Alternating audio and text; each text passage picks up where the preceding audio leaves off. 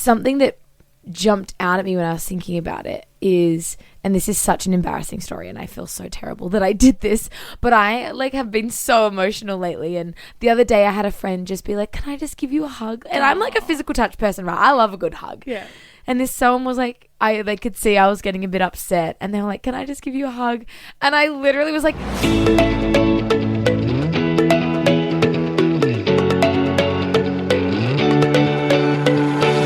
welcome back to another episode of the Everyday Joy podcast. I'm your host, Ash Couchman, and I cannot wait to find moments of joy with you today. I am so excited to be diving into the Word of God together today. Let's jump into the conversation. Welcome back to the podcast, Lydia. I'm so glad to have you. It's so good to be back. Now, this is your second time on the podcast. It is. It's the second week back for the new year. If you missed Lydia's first week of episodes, I'm going to link them in the show notes. Your story is incredible. I think you tell a story about when God really revealed himself to you in the episode you did last time. And I have told so many people this story because it was incredible. And it built my faith hearing from you, Lydia. Aww. So thank you for sharing. Thank you for coming onto the pod. Before we jump into the episode, I want to ask you a couple questions. Is that all right? Of course. All right. First one. What is something small that's bringing you joy right now? It doesn't have to be big. It can be little. It could be your family. It could be whatever, anything at all. Just what's something that's bringing you joy right now? Wow, that's a great question. It's so fun, isn't it? Like, you don't actually think about the little things that bring you joy every day. Honestly, I know this is going to sound cliche, but just having awesome people to work with, like just coming into work and, you know, just chatting with you guys, coming into the studio, having a laugh, and specifically like our team, because I feel like we've got such a great relationship, all of us, and it brings me joy because then it just makes your whole day.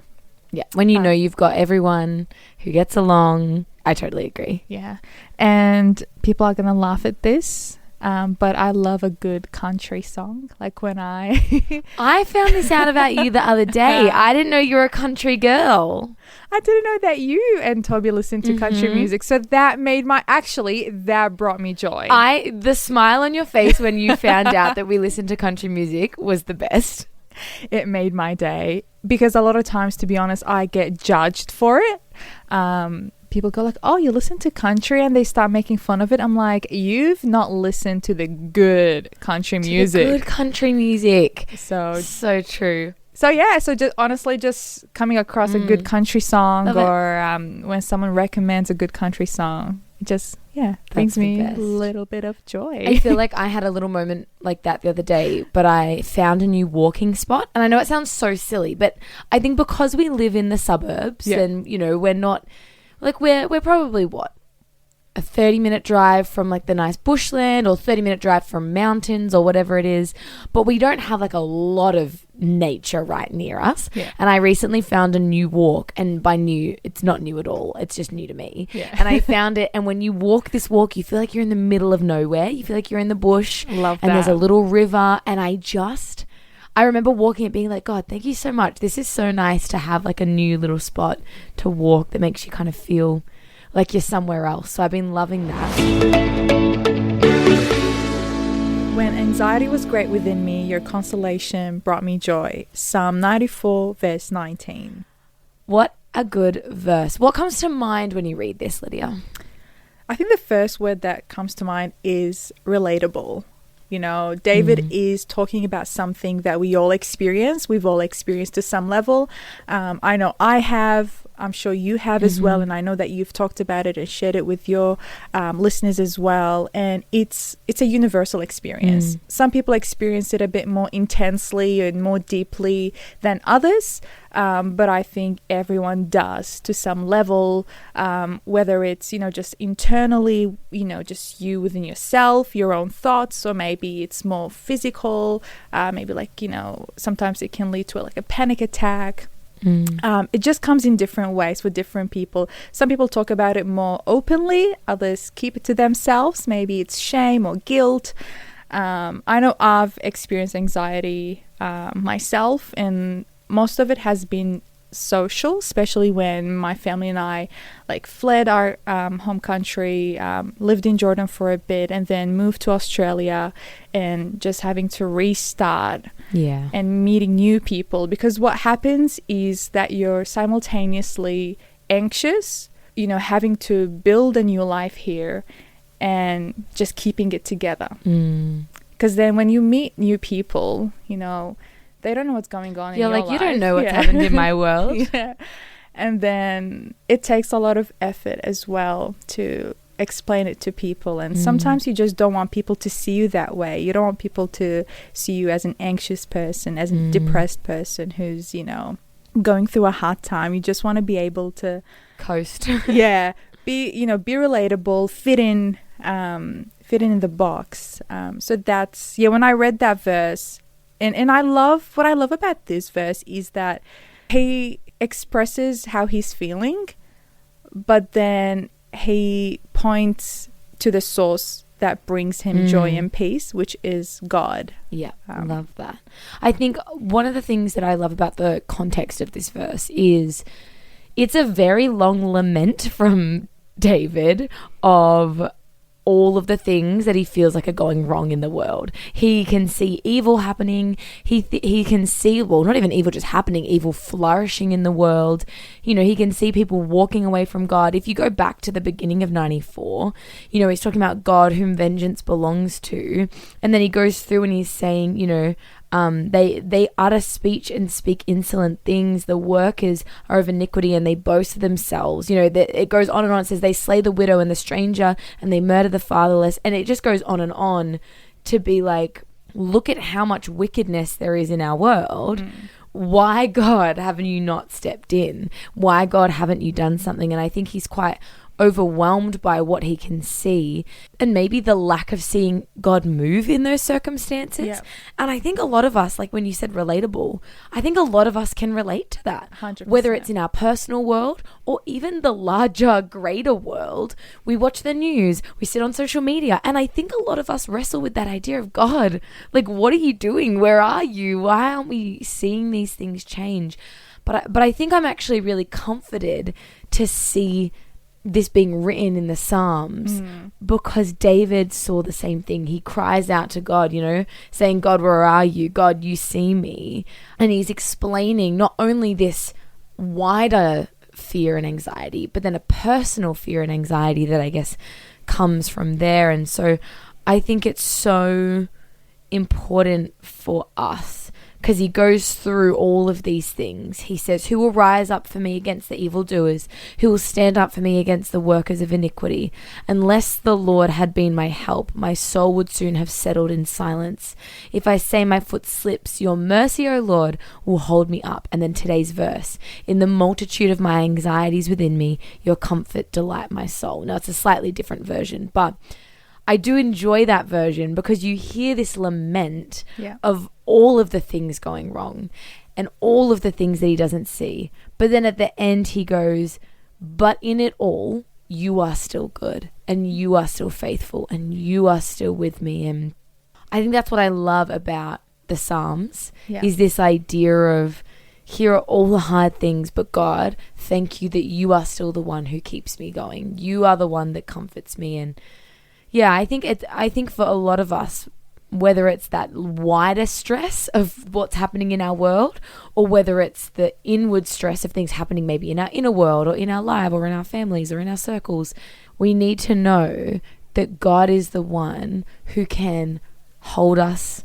comfort us, and take all those anxieties. So I think it's important for us to know that we can be honest about our fears and our anxieties. And I think you said that really well. People are at different levels of being happy to share. But I think this verse shows us you can be honest entirely about your fears and anxieties and worries, but equally to be hopeful about God's nearness and comfort. And I think that's the balance we're all probably wrestling in our lives. 100%. And how to allow the comfort of God to kind of interrupt our like bad thought patterns. Yeah, I agree. And the thing is, right, like when anxiety creeps in, our natural instinct is to fix it ourselves. Yes. It's not to go to God and say, hey, God, I'm overwhelmed. I feel all these deep emotions. Please help me. Give me peace. Remind me of who you are and that you're in control, that you've got this. But it's actually to replay conversations, to plan every worst case scenario that you could think of. Instead of pursuing God, we try to manage the weight on our own. Yeah. And it doesn't get us far. No. It makes, if anything, it actually makes it worse, because we just don't have the capacity to carry the weight of the world on our shoulders and still be fine. We're weak. We're not built for that. No. I also think when we read the version of today's verse and it talks about like consolation and being consoled by God, I think something that jumped out at me when I was thinking about it is, and this is such an embarrassing story and I feel so terrible that I did this, but I like have been so emotional lately, and the other day I had a friend just be like, can I just give you a hug? And I'm like a physical touch person, right? I love a good hug. Yeah. And this someone was like, they could see I was getting a bit upset, and they were like, can I just give you a hug? And I literally was like, no. I was like, you can't give me a hug, I'm so sorry. And it wasn't because I didn't want I didn't want them to, but I was like, I don't want to be upset. Like, I'll cry if you console me. Like, I'll let loose the emotions I'm feeling if someone comforts me right now. But it also proved to me that you can let God be your consolation. You can let God console you, or you can reject him from consoling you. Yeah. And so it actually takes us having the discipline of going to God when things are hard. And I'm not saying I get this right every single time, but it shows me that you can allow God to console you. You can allow God to help you, but you can also not allow him to. And I think sometimes in those moments of, God, where are you? It's because we're asking for God to bring every solution, but maybe not the consolation. And God wants to be with us, console us, help us. He's not always going to give us the answer or the reason or the why straight away. But if we only draw near to God when he's going to give us an answer versus drawing near to God when he can comfort us in a hard time, like, we can't pick and choose how we allow God to work in our lives. And so I think if maybe for some people, and don't get, like, hear me right, I know that I can be like this sometimes. I know sometimes I push God away because I'm like, you're not doing what I want you to do.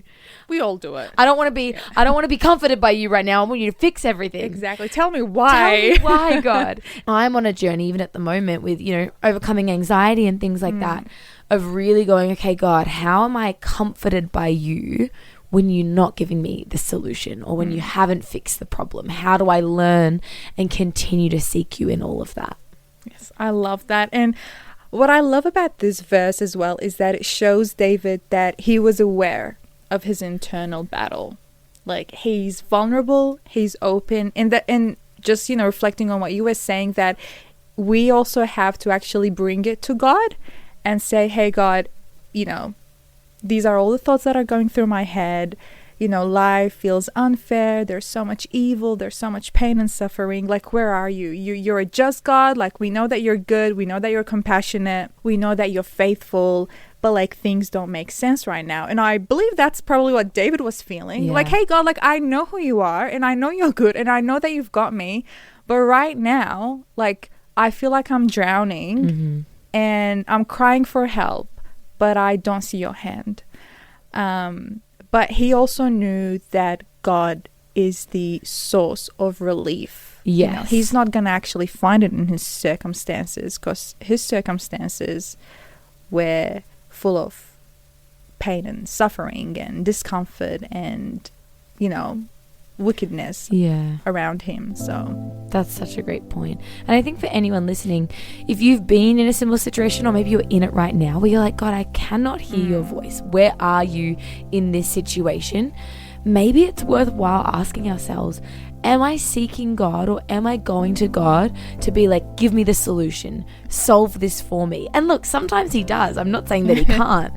But sometimes we actually need to go to him for comfort and that consolation of steadiness and joy and hope that isn't dependent on whether or not your situation changes, but on who God is. And so it's worthwhile asking that question to ourselves so that when we are talking to God or when we're coming to him, we're not just asking for things to be done our way, but we're actually learning how to say, God, I need you to comfort me. I need your help. This is a part of the relationship with God. Thank you so much for tuning in to today's episode of the podcast. I hope that it encouraged you, that it's helped you through, and that it helps to challenge you through the season of life that you're facing, uplift you if you're feeling down. And most of all, I pray that you're able to draw closer and closer to God. I'm so excited to keep diving into the Word of God with you. I pray you're able to find moments of joy.